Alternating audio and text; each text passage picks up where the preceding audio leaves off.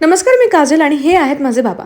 आता आम्ही दोघं एप्रिलमध्ये म्हणलं नक्कीच काहीतरी शिजणार आणि ते आहे पालक आणि चिकनची evergreen love story. Monu Patil, this is on your request. Love story कशी किस्स्यांनी खुलते तशीच रेसिपी इन्ग्रेडियंट्सनी खुलते. आधी गेला पुदिना आणि मग कोथिंबीर.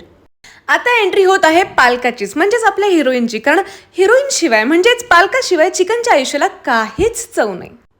पालकाची एक अख्खी गड्डी चॉप करायची, धुवायची आणि मिक्सरमध्ये घालायची. 4-5 कमी तिखट मिरच्या घ्यायच्या आणि 2-3 तिखटवाल्या मिरच्या घ्यायच्या. आता येतोय रेसिपीजमधला छोटा डॉन, म्हणजेच लसूण. दिसतो छोटा पण फ्लेवर देतो खूप मोठा.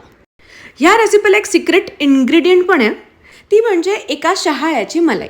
एका अख्ख्या शहाळ्याची मलाई आपण या मिक्सरमध्ये घालायची, त्याने खूप वेगळाच फ्लेवर येतो. आता हे सगळं एकत्र करून ग्राइंड करून घ्यायचं.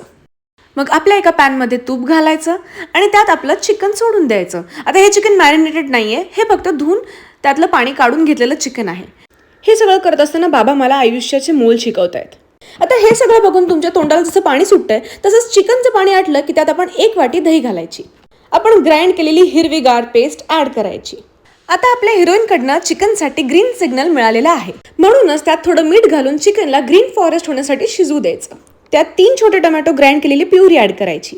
आयुष्यात जरी मक्खन लावणारी माणसं चव घालवत असली तरी भाजीत मात्र ती चव वाढवतात. लव्ह स्टोरीवर जशी लोक जळतात तसंच आपण हा कोळसा जाळायचा आणि एका वाटीत त्याच्यावरती लवंग घालून तूप घालून तो झाकून ठेवायचा. त्या कोळशाचा जो स्मोकी फ्लेवर आहे ना, आहा हा हा. येस, आता आमची ही लज्जतदार लव्ह स्टोरी म्हणजेच रेसिपी कंप्लीट झालेली आहे. तुम्ही सुद्धा ट्राय करून बघा. खूप इंटरेस्टिंग आणि युनिक रेसिपी आहे. पालक चिकन लव्ह स्टोरी तुम्हाला आवडली असेल तर प्लीज कळवा.